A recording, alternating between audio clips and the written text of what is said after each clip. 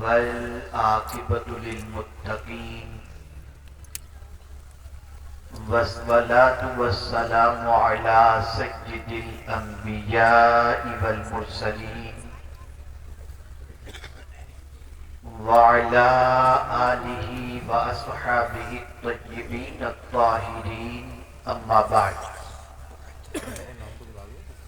فأعوذ بالله من الشيطان الرجيم بسم الله الرحمن الرحيم ما أصابك من مصيبة فبما كسبت أيديكم ويعفو عن كثير صدق الله العظيم. منبر رسول پر جلوگر علماء طویل احترام، سادات کرام، حاضرین و ناظرین، السلام علیکم ورحمۃ اللہ وبرکاتہ. میرے پیارے آقا صلی اللہ تعالی علیہ وسلم کے پیارے دیوانوں، جس آیے کریمہ کی تلاوت کا میں نے شرف حاصل کیا، اس سے متعلق کچھ معروضات پیش کرنے سے پیشتر آقا کریم رؤوف الرحیم علیہ التحیۃ والتسلیم کی بارگاہ میں جس طریقے سے میں پڑھاؤں، عقیدت و محبت میں ڈوب کر اسی طریقے سے درود و سلام کا نذرانہ پیش کریں. الصلاۃ والسلام علیک یا رسول اللہ، الصلاۃ والسلام علیک یا حبیب اللہ، الصلاۃ والسلام علیک یا نبی اللہ، الصلاۃ والسلام علیک یا نور اللہ وعلی آلک واصحابک یا حبیب اللہ صلی اللہ تعالی علیہ وسلم. ایک ایمان افروز کتاب مجھ سے پیش کر محب گرامی حضرت مولانا سید امین القادری صاحب سے آپ نے سماعت فرمایا. میں بھی ایک سلگتے ہوئے موضوع پر فکر کی درستگی کے لیے کچھ باتیں عرض کرنے کے لیے حاضر آیا ہوں. ہو سکتا ہے کہ میری بات دل کے نہا خانے میں اتر جائے اور ہم خود اپنی زندگی کے بارے میں، اپنی آخرت کے بارے میں سوچنے کے سلسلے میں تھوڑا سا ذہن استعمال کرنے کی کوشش کر سکیں. اس وقت پوری دنیا کے اندر مسلمان یہ کہہ رہا ہے کہ مسلمان مصائب میں گھرا ہوا ہے. کوئی زمین ایسی نہیں نظر آتی جو جائے پناہ کی حیثیت سے ہو. جہاں دیکھو مسلمان خوف و ہراس کے اندر زندگی کے لمحات گزار رہا ہے. اطمینان و سکون مسلمان کی زندگی کے اندر ندارت. دنیا کے ہر خطے میں مسلمان اپنے آپ کو کمزور، ناتواں اور بے بس محسوس کر رہا ہے اور یہ سوچ رہا ہے کہ یہ حالات کیسے بنے. تو ایک ہی چیز اس کے ذہن میں آتی ہے اور وہ چیز یہ ہے کہ لوگ ہم پر ظلم کرتے ہیں. میرا جملہ خاص طور پر پڑھے لکھے حضرات اور آپ بھی ذہن کے اندر محفوظ رکھنے کی کوشش کریں. پہلے معصیت نہیں، پہلے مصیبت نہیں، پہلے معصیت. مصیبت کے معاملے کے اندر قرآن کے اس فیصلے کو پیش نظر رکھیں. جب معصیت ہوتی ہے تو مصیبت دروازے پہ دستک دیتی ہے. میرے پیارے آقا صلی اللہ تعالی علیہ وسلم کے پیارے دیوانوں، اس کے بارے میں رب قدیر نے ارشاد فرمایا ما اصابک من مصیبت فبما کسبت ایدیکم، جو مصیبتیں تمہیں پہنچ رہی ہیں وہ تمہارے ہاتھوں کی کمائی ہے. ہم نے کبھی اپنے بارے میں غور نہیں کیا کہ ہم کیسے ہیں. لوگ کہتے ہیں ہمیں اچھا بننا ہے. میں ایک نسخہ عطا کر دیتا ہوں. اگر اچھا بننا ہے تو اپنی خامیاں تلاش کرو اور لوگوں کی خوبیاں تلاش کرو. لیکن ہمارا حال یہ ہے کہ ہم لوگوں میں خامیاں تلاش کرتے ہیں اور خود میں خوبیاں تلاش کرتے ہیں. اے رسول اعظم صلی اللہ علیہ وسلم کے دیوانوں، جب تک ہماری زندگی سیدھے راستے پر تھی، اللہ عز و جل کی رحمتوں کا نزول ہوتا تھا، برکتوں کا نزول ہوتا تھا. اور اس نے قرآن مقدس میں خود وعدہ فرمایا وَلَوْ أَنَّهُمْ أَقَامُوا التَّوْرَاةَ وَالْإِنجِيلَ وَمَا أُنزِلَ إِلَيْهِمْ مِنْ رَبِّهِمْ لَأَكَلُوا مِنْ فَوْقِهِمْ وَمِنْ تَحْتِ أَرْجُلِهِمْ. قرآن کا وعدہ ہے کہ اگر توریت پر، انجیل پر اور جو کچھ نازل کیا گیا اس پر قائم رہتے تو ہم آسمان سے تمہارے لیے کھانا اتارتے اور پیر کے نیچے سے تمہیں ہم بہت کچھ نعمتیں عطا فرماتے. ہماری زندگی قرآن سے ہٹ گئی. ہماری زندگی تعلیمات نبویہ صلی اللہ علیہ وسلم سے دور ہو گئی. ہماری زندگی کا کوئی لمحہ دام اور کوئی لمحہ گناہوں کے داغ سے خالی نظر نہیں آتا. اور آج کی پوزیشن تو یہ ہے، کوئی رات مسلمانوں کے لیے اللہ کی بارگاہ میں سجدہ ریز ہونے کے لیے نہیں آتی، بلکہ ہر رات مسلمانوں کے دامن پر گناہوں کے دھبوں میں اضافے کے لیے آتی ہے. نہ جانے ہر رات مسلمان اپنے دامن پر کتنے گناہوں کے دھبوں میں اضافہ کرتا ہے، اس کے بارے میں کبھی غور کرنے کا خیال نہیں، کبھی غور نہیں کرتا، کبھی سوچتا نہیں. اے رسول اعظم صلی اللہ علیہ وسلم کے دیوانوں، زبانی جمع خرچ کو اب ختم کرنا پڑے گا. دعویٰ تو ہم کرتے ہیں کہ رسول رحمت صلی اللہ علیہ وسلم سے بے پناہ محبت کرتے ہیں، نعرے بھی لگاتے ہیں، لیکن کبھی اپنی راتوں کے بارے میں غور کیجئے اور کبھی مدینے کے تاجدار صلی اللہ علیہ وسلم کی راتوں کے بارے میں غور کیجئے.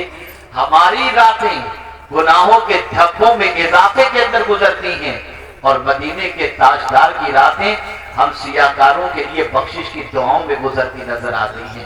وہ رات بھر روتے ہیں ہماری بخشش کی خاطر، ہماری نجات کی خاطر، ہماری مغفرت کی خاطر، ہمیں جنت کا مسافر بنانے کی خاطر. اور روتے اتنا روتے کہ اعلیٰ حضرت عظیم البرکت امام عشق و محبت کو کہنا پڑا، اللہ کیا جہنم اب بھی نہ سرد ہوگا، رو رو کے مصطفیٰ نے دریا بہا دیے ہیں. میں تم سے پوچھنا چاہتا ہوں، ماں روئے تو تم اپنی عادتیں چھوڑ دو، باپ روئے تو باپ کے رونے پر تم کو ترس آ جاتا ہے اور تم صبح اٹھ کر کام پر چلے جاتے ہو. باپ اگر تمہیں منت و سماجت کرے اسکول چلے جاتے ہو، اور اگر بیوی روئے تو اس کو منانے کی خاطر نہ جانے اس کے سامنے کیا کیا چیزیں پیش کرنے کے لیے تیار ہو جاتے ہو. اتنے ظالم ہم ہو چکے ہیں کہ ہمیں حضور کے رونے کا کوئی خیال نہیں، آقا کریم کے آنسو کا کوئی خیال نہیں. جو رسول ہمارے اوپر اتنے مہربان ہیں کہ قدم قدم پر، لمحہ لمحہ اپنی امت کی فکر میں گزارتے ہیں. اور یہ امت ہے جو مصطفیٰ پیارے کی تعلیمات کو پسے پشت ڈالے ہوئے. مصیبتیں یوں ہی نہیں آتی. ہم ہی تو تھے کہ ہماری مسجد میں نماز پڑھنے کے بعد نکلنے پر باہر مسجد کے دروازے پر غیر مسلم پانی کا گلاس لے کر کے کھڑے ہوتے. یہ مسلمان نمازی پانی پر دم کر دے گا، میں اپنے مریض کو پلاؤں گا تو شفا مل جائے گی. آج ہماری مسجدوں کے ساتھ یہ سلوک کیوں ہو رہا ہے؟ یہ ہمارے کرتوت کا نتیجہ ہے، یہ ہماری غلطیوں کا نتیجہ ہے. آج ہم قرآن کے بارے میں نہیں جانتے، رسول رحمت صلی اللہ علیہ وسلم کے بارے میں نہیں جانتے. ہم الزام تراشی کرتے ہیں، فلاں یہ کر رہا ہے، وہ یہ کر رہا ہے، وہ ایسا کرے گا، وہ ایسا کرے گا. قرآن نے واضح لفظوں میں فرما دیا، اگر تم اپنے حالات بدلنا چاہتے ہو تو خود کو بدل دو، ہم تمہارے حالات کو بدل دیں گے. آئیے میں دو واقعات آپ کی سماعتوں کے حوالے کروں. جب آدمی بدل جاتا ہے تو اللہ حالات کیسے بدلتا ہے. اس میں کوئی شک نہیں کہ گناہوں کے سیلاب کے اندر دامن کو گناہوں سے بچانا بہت ڈیفیکلٹ ہے، لیکن یہ بھی اپنی جگہ مسلم ہے کہ اگر کوئی بچنا چاہے تو مولا مدد بھی فرماتا ہے. رسول رحمت صلی اللہ علیہ وسلم کی کرم کی نظر بھی ہوتی ہے. لیکن آج میں آپ کو ایک درس دینا چاہتا ہوں. رات کے سناٹے میں اگر گناہ کے دھبوں میں اضافہ ہو چکا ہو، دن کے اجالے میں گناہ کر چکے ہوں، اور سر کے بالوں سے لے کر پیر کے ناخن تک گناہوں میں جکڑے ہوئے ہوں، اور چاہتے ہوں کہ اس گناہ کے دلدل سے، گناہ کی سیاہی سے پاک ہو جائیں، کیا اب بھی میرا مولا کرم فرمائے گا؟ کیا اتنے گناہ کرنے کے بعد بھی معاف فرمائے گا؟ ہاں، وہ قادر مطلق ہے، وہ رحمان الرحیم ہے، وہ اپنے بندوں پر کرم فرماتا ہے۔ آئیے میں ایک واقعہ آپ کی سماعتوں کے حوالے کروں۔ اللہ اکبر! حضرت حبیب عجمی رضی اللہ تعالیٰ عنہ، تاریخ اٹھا کر دیکھو، ان کی زندگی کا جائزہ لو۔ توبہ سے پہلے سود کا کاروبار کرتے تھے، سود کے سلسلے میں بڑے مشہور تھے۔ اللہ اکبر! اگر کسی کو سود پر پیسہ دیتے، بیاج پر پیسہ دیتے، تو اس کے گھر پہ جب دستک دیتے تو بغیر کچھ لیے واپس نہیں آتے تھے۔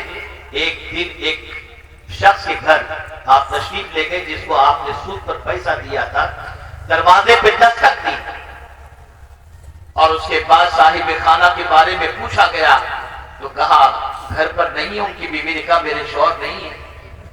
حضرت حبیب عجمی جو توبہ کرنے سے پہلے سود خور تھے، انہوں نے برجستہ کہا کہ تم جانتی ہو کہ میں جب کسی کے یہاں پیسے لینے جاتا ہوں تو خالی ہاتھ نہیں لوٹتا، میں آیا ہوں کچھ نہ کچھ مجھے دو۔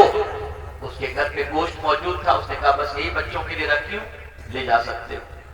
لے کر نکلے، اپنے گھر پہنچے، بیوی کو پیش کیا، کہا اسے پکاؤ۔ بیوی نے جب پکایا تو وہ خون بن گیا، وہ گوشت خون بن گیا۔ بیوی نے برجستہ کہا حبیب، میں نے تم سے کہا ہے کہ سودی کاروبار چھوڑ دو، ذرا دیکھو یہ گوشت خون میں تبدیل ہو چکا ہے۔ اللہ اکبر!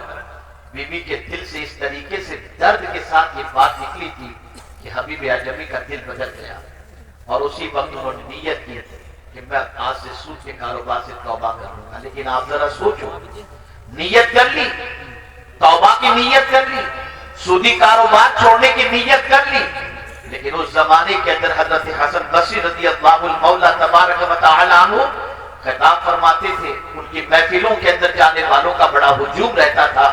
اللہ اکبر!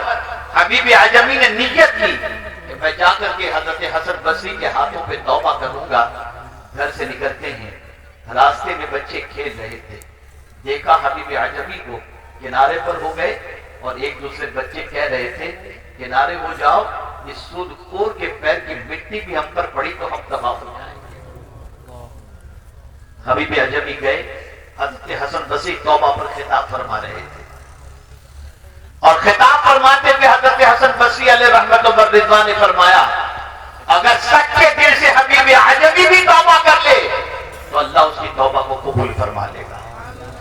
حضرت حسن بصری حبیب عجمی کو خاص طور پر مخاطب نہیں فرما رہے تھے، لیکن چونکہ وہ سود خور کی حیثیت سے اتنے مشہور تھے کہ ان سے بڑا مشہور کوئی سود کے سلسلے میں نہیں تھا۔ لیکن حضرت حسن بصری نے جب یہ کہا تو حبیب عجمی نے کہا کیا کہا حضور آپ نے؟ کہا حبیب عجمی بھی توبہ کر لے تو اللہ اس کی توبہ قبول کر لے گا۔ پھر اس نے کہا کہ کیا کہا آپ نے؟ کہا حبیب عجمی بھی توبہ کر لے تو اللہ اس کی توبہ قبول فرما لے گا۔ اللہ اکبر! حبیب عجمی آگے بڑھے، حضرت حسن بصری کے ہاتھوں میں ہاتھ دیا، اپنے گناہوں سے سچے دل سے توبہ کی، اور جتنوں کا پیسہ لیا تو اسے لوٹانے کا عہد کیا۔ اب یہی حسن بصری رضی اللہ المولا تبارک و تعالی عنہ جن کی بارگاہ سے حبیب عجمی توبہ کر کے نکلے ہیں، آپ جانتے ہیں جب پلٹ کر اپنے گھر کی طرف جا رہے تھے تو سچویشن بالکل بدل چکی تھی۔ جس راستے سے آ رہے تھے وہاں بچے وہی کھیلتے ہوئے نظر آئے، لیکن اب بچوں کے جملے پہلے جیسے نہیں تھے۔ بچوں نے کہا اللہ کا ولی حبیب عجمی آ گیا ہے، اگر اس کی نظر کسی پر پڑ گئی تو اس کی بگڑی سنور جایا کرے گی۔ میں پوچھنا چاہتا ہوں اگر سچے دل سے بندہ گناہوں سے توبہ کر لے، اللہ اس توبہ کی برکت سے کبھی کبھی تو ایسا ہوتا ہے عبادت سے جو مقام نہیں ملتا وہ سچی توبہ کی بنیاد پر اللہ مقام عطا کر دیتا ہے۔ حضرت حبیب عجمی ولایت کے مہتاب بن کر کے چمکے اور بڑے اونچے مقام پر فائز ہوئے۔ دامن پر گناہوں کے دھبے لگ چکے ہیں، صاف کرو اسے۔ جس طرح سے گندے برتن کے اندر بریانی نہیں کھائی جاتی، ایسے گندا دل ہونا تو عبادتوں کا اثر نہیں ہوتا۔ بدلو، مانو اپنے دل کو، صاف کرو اپنے دل کو، توبہ کرو اللہ کی بارگاہ میں سچے دل سے۔ اگر سچے دل سے توبہ نہیں کرو گے تو مصیبتیں دروازوں پر دستک دیں گی، اور اگر سچے دل سے توبہ کر لو گے تو اللہ قادر مطلق ہے، رحمان و رحیم ہے، اور اس کریم کے کرم پر قربان جائیے کہ جب کوئی بندہ توبہ کرتا ہے تو میرا مولا ارشاد فرماتا ہے ان اللہ یحب التوابین و یحب المتطہرین، کہ بے شک اللہ توبہ کرنے والے اور پاک رہنے والے سے محبت فرماتا ہے۔ آپ ذرا سوچو، بڑے بڑے جرائم ایک زمانے میں کرنے والے لوگوں کو اللہ نے جب توبہ کی توفیق عطا فرمائی تو پھر وہ کتنے اونچے مقام پر پہنچے۔ آئیے حضرت فضیل بن عیاض علیہ رحمت و رضوان کی حیات طیبہ کو دیکھیے آپ۔ اللہ اکبر، ڈاکہ زنی کا پیشہ تھا، ہر نکلنے والے قافلے کو لوٹنے کا پیشہ تھا۔ اس زمانے میں ایک تاجر اس جگہ سے قافلہ لے کر سامان تجارت کے ساتھ گزرنے والا تھا جہاں پر گھاٹ لگائے ہوئے فضیل بن عیاض بیٹھا کرتے تھے۔ جب قافلہ وہاں سے گزرنے والا تھا تو انہوں نے اپنے ساتھ، قافلے والے نے اپنے ساتھ ایک قاری قرآن کو رکھا تھا جو راستے پر قرآن کی تلاوت کرتا تھا۔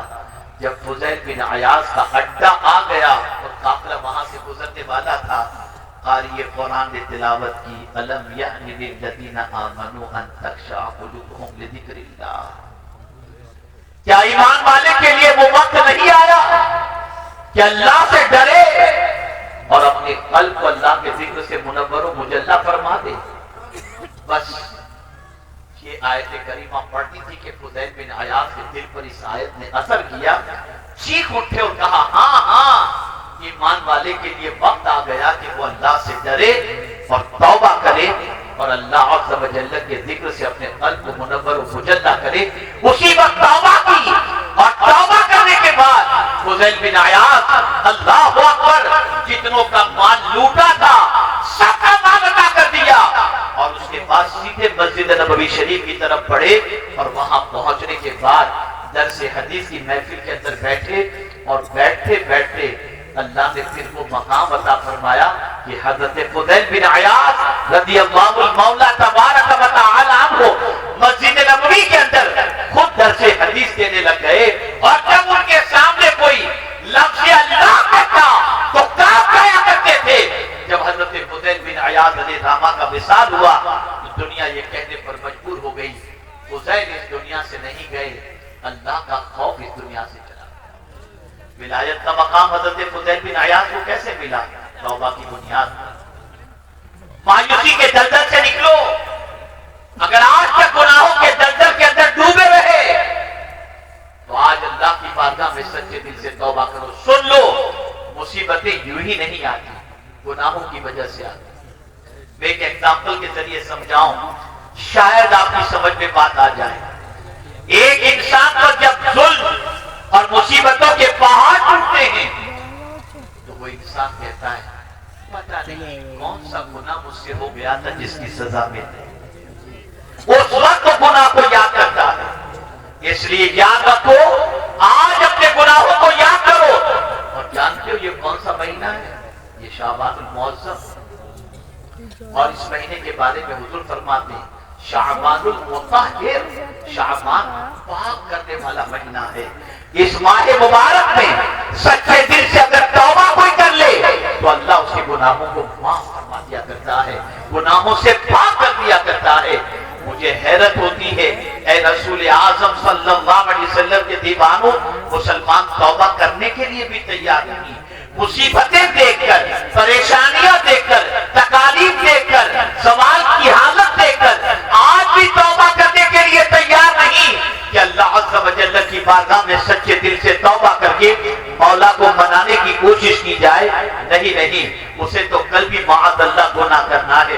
بڑی معذرت کے ساتھ میں کروں گا، میں کبھی کبھی کچھ تلخ باتیں بھی کر دیتا ہوں۔ ہم جب آئے مکان پر پہنچے تو ہم نے دیکھا جب استنجے کے لیے اترے، وضو کے لیے جب کھڑے ہوئے تو لوگ لائن سے یوں کھڑے تھے۔ میں نے وضو کرنے کے بعد میں نے فارغ ہونے کے بعد میں نے لوگوں سے پوچھا بتائیے آپ میں سے کتنے لوگوں نے عشاء کی نماز پڑھی؟ کتنے لوگوں نے پڑھی؟ سناٹا، کوئی ہاتھ اٹھانے کو تیار نہیں۔ اور چلم چلی شور و گل ہمارے لیے کھڑے ہو کر اہتمام، قیامت میں پوچھا ہی نہیں جائے کہ تم کس کے لیے کھڑے رہے ہو، کتنی دیر کھڑے رہے، یہ پوچھا جائے گا رب کی بارگاہ میں کھڑے ہوئے کہ نہیں، نماز پڑھے کہ تم نہیں پڑھے۔ اور یہ بات اچھی طریقے سے یاد رکھو، جو جان بوجھ کر ایک وقت کی نماز قضا کر دے اس کا نام جہنم کے دروازے پر لکھ دیا جاتا ہے۔ یہ قوم یوں ہی تباہ نہیں ہو رہی، اس لیے تباہ ہو رہی ہے کہ اللہ نے اپنا دست امان اس پر سے اٹھا دیا ہے، اس لیے کہ حضور فرماتے ہیں جو جان بوجھ کر کے ایک وقت کی نماز قضا کرے اللہ اس پر سے اپنا دست امان اٹھا لے گا، کوئی پناہ نہیں دے گا۔ ہم اگر تاریخ اٹھا کر کے دیکھیں، رسول اعظم کی سیرت اٹھا کر دیکھیں، صحابہ کی سیرت اٹھا کر کے دیکھیں، اور ہمیں جو اللہ اور اس کے رسول کی طرف سے حکم ملا اسے دیکھیں، لاؤ مجھے کوئی ایسی مصیبت جس کے لیے حضور نے نماز کا حکم نہ دیا ہو۔ بارش نہیں ہو رہی، نماز استسقا، کوئی مر گیا، نماز جنازہ، گناہ ہو گئے، صلاۃ التوبہ، کوئی حاجت ہے، صلاۃ الحاجت۔ ارے خود حضور صلی اللہ علیہ وسلم جب کبھی اضطراب کی کیفیت کے شکار ہوتے تو حضرت بلال سے فرماتے ارحنا یا بلال، اے بلال مجھے راحت پہنچاؤ۔ بلال اذان کہتے حضور نماز پڑھ لیتے، حضور کو راحت مل جاتی ہے۔ تم نماز چھوڑ کر سب ادھر ادھر بھٹک رہے، وقت ہی نہیں ہے تمہارے پاس نماز کا۔ اور پھر وہ لوگ جو دولت کے اندر ڈوبے ہوئے ہیں، مال و زر کے اندر ڈوبے ہوئے ہیں، اور کچھ ایسے بھی ہیں جو خوب خیرات و صدقات وغیرہ کرتے ہیں اور مال لٹاتے ہیں لیکن نماز نہیں پڑھتے، اور سمجھتے ہیں ہم تو بڑے خوش نصیب ہیں، اتنا مال، کوٹھی، بنگلہ، گاڑی سب ہمارے پاس، اور اتنا پیسہ ہم اللہ کے نام پہ لٹاتے ہیں۔ خوش نصیب نہ سمجھو، اگر نماز چھوڑ کر یہ ساری چیزیں ہیں تو خوش نصیب نہ سمجھو۔ ایک تاریخی جملہ آپ کی سماعتوں کے حوالے کرتا ہوں، اللہ جب کسی بندے سے ناراض ہوتا ہے نا تو روٹی نہیں چھینتا، سجدے کی توفیق چھین لیتا، سجدے کی توفیق چھین لیتا ہے۔ مال کا مل جانا یہ خود بختی کی علامت نہیں ہے، سجدے کی توفیق میں مل جانا یہ خود بختی کی علامت ہے۔ آج ہماری قوم کا حال یہ ہے، 2 سال کا بچہ فٹافٹ موبائل استعمال کرتا ہے، ماں خوش ہو رہی ہے، باپ خوش ہو رہا ہے، روزانہ رات کو نہ جانے کیا کیا آج یوٹیوب پر دیکھا جا رہا ہے۔ میں بڑی معذرت کے ساتھ ہمارے جتنے بھائی چینل چلا رہے ہیں، بہت معذرت کے ساتھ میرے بھائیوں، آپ اس سے پیسہ کماتے ہو ٹھیک ہے اپنی جگہ، لیکن یہاں کے پروگرام کو جو نشر کرتے ہو نا تو اس پروگرام پر عمل کی بھی کوشش کرو، خالی پیسے کمانے کی فکر مت کرو۔ یہ مت سوچو کہ ہم یوٹیوب پر اتنے ویوز ہمارے مل جائیں گے تو ہم کو اتنا پیسہ مل جائے گا۔ کیا کرو گے پیسہ؟ قبر میں پیسہ نہیں آئے گا، نہیں آئے گا پیسہ قبر کے اندر۔ عہد کرو، نماز کی پابندی کرو، آج تک گناہ ہو گئے سچے دل سے توبہ کرو۔ یہ ساری مصیبتیں ہمارے ہاتھوں کی کمائی، اور بہت سارے گناہ تو اللہ یوں ہی معاف کرواتے ہیں، یہ اس کا کرم ہے، یہ اس کا فضل ہے، یہ اس کا احسان ہے۔ اس کو میں قرآن کی دوسری آیت سے آپ کو سمجھاؤں گا۔ میرے پیارے آقا صلی اللہ تعالی علیہ وسلم کے پیارے دیوانوں، حضرت نوح علیہ السلام اور تسلیم کی قوم گناہوں میں گرفتار رہی۔ حضرت نوح علیہ السلام کی دعوت کو اس نے قبول نہ کیا، 40 سال تک عورتیں بانجھ رہی، کسی عورت کے شکم سے کوئی بچہ پیدا نہ کرتا، بارش بند ہو گئی، مویشی بن گئے، یہ ساری مصیبت کیوں؟ حضرت نوح علیہ السلام جو پیغام دیتے تھے اس پیغام پر انہوں نے عمل نہیں کیا۔ لیکن نبی تو بہت نرم دل ہوتے ہیں، وہ اپنی امت کا بھلا چاہتے ہیں. اس قوم کو نکالنے کے لیے انہوں نے کون سا منصوبہ ادا کیا؟ تو قرآن کہتے ہیں فَقُلْتُ اسْتَغْفِرُوا رَبَّكُمْ. حضرت نوح علیہ الصلوۃ والتسلیم نے اپنی قوم سے کہا اے میری قوم اللہ سے معافی مانگو، اور اگر تم معافی مانگو گے تو ہوگا کیا؟ یرسل السماء علیکم مدرارا ویمددکم باموال وبنین. اللہ فرماتا ہے، حضرت نوح علیہ السلام کہتے ہیں اگر تم توبہ کر لو گے، معافی مانگ لو گے، تو اللہ آسمان سے تمہارے لیے بارش برسائے گا اور مال کے ذریعے اور بیٹوں کے ذریعے تمہاری مدد فرمائے گا. لیکن یہ مدد آئے گی کب؟ جب تم معافی مانگو گے. جب تم معافی مانگو گے. اس کو میں تھوڑا سا سائیکولوجیکل اور نفسیاتی طور پر سمجھاؤں. گناہ کرنے سے دل پر بوجھ ہوتا ہے اور رو کر آنسو بہانے سے دل کا بوجھ ہلکا ہوتا ہے. گناہ کیے دل پر بوجھ ہو گیا، اللہ کی نافرمانی کی دل پر بوجھ ہو گیا. لیکن بڑی رات کو اللہ کی بارگاہ میں رو رو کر آپ نے توبہ کر لی، یہ دل کا بوجھ ہلکا ہو گیا. میرا قریب کتنا عظمت والا ہے کہ اس کی بارگاہ میں توبہ کرو تو دل کا بوجھ بھی وہ ہلکا کر دیا کرتا ہے. اسی طریقے سے ایک اور آیت کریمہ آپ دیکھیں. انسان ہے، انسان سے گناہ سرزد ہو جاتا ہے، لیکن گناہ کے سرزد ہونے کے بعد وہ گناہ پر مصر نہیں ہوتا. قرآن کہتا ہے والذین اذا فعلوا فاحشۃ او ظلموا ذکروا اللہ فاستغفروا لذنوبہم ومن یغفر الذنوب الا اللہ ولم یصروا علی ما فعلوا وهم یعلمون. اور وہ لوگ جن سے بے حیائی ہوئی، جنہوں نے اپنی جان پر ظلم کیا، پھر اللہ کا ذکر کیا، اللہ سے معافی مانگی. اللہ اکبر، اللہ اکبر. کون ہے اللہ کے علاوہ جو گناہوں کو معاف کرے؟ کون؟ معافی کون نہیں مانگتا؟ توجہ چاہتا ہوں. معافی کون نہیں مانگتا؟ جو اکڑتا ہے، جس پہ گھمنڈ ہوتا ہے، وہ معافی نہیں مانگتا. جس کے دل میں اللہ کی محبت نہیں ہوگی وہ معافی نہیں مانگتا. اے رسول اعظم صلی اللہ تعالی علیہ وسلم کے دیوانوں، یہ مقدس مہینہ معافی مانگنے کا مہینہ ہے، توبہ کرنے کا مہینہ ہے. کیا ملا گناہوں کی وجہ سے؟ کیا جواب دیں گے اللہ کی بارگاہ میں گناہوں کے بس کے اندر؟ کوئی جواب دینے کی طاقت نہیں رکھتا. اللہ فرماتا ہے قیامت کے دن اللہ فرمائے گا اپنا اعمال نامہ پڑھ. ہے کسی میں طاقت پڑھنے کی؟ اے رسول اعظم صلی اللہ تعالی علیہ وسلم کے دیوانوں، سیدنا غوث الثقلین رضی اللہ المولا تبارک و تعالی عنہ، جن کو اللہ نے ماں کے پیٹ ہی سے بلی پیدا فرمایا، اس غوث پاک رضی اللہ تعالی عنہ کی کیفیت کیا ہے؟ آخرت کا تصور ذہن میں آتا ہے تو درس جاتے ہیں اور کہتے ہیں اللہ عبد القادر کے گناہوں کو معاف فرما، اور اگر عبد القادر کی گناہ معافی کے قابل نہ ہو تو قیامت میں نابینا اٹھانا تاکہ تیرے نیک بندوں کو دیکھ کر وہ شرمندہ نہ ہو. وہ غوث پاک جن کی بارگاہ میں چور آئے تو غوث پاک اسے کتب بنا کر کے بھیجے، وہ اللہ کی بارگاہ میں اتنا رو رہے ہیں اور ہمارا حال العیاذ باللہ، العیاذ باللہ. آج اتنا مجمع ہے، میں پوچھنا چاہتا ہوں کتنے لوگ قرآن پڑھنا جانتے ہیں؟ کتنے لوگ وضو کے فرائض جانتے ہیں؟ نہیں. کتنے لوگ غسل کے فرائض جانتے ہیں؟ نہیں. سیکھنا ہے، دین سیکھنا ہے. دین سے کوئی دلچسپی ہے ہی نہیں.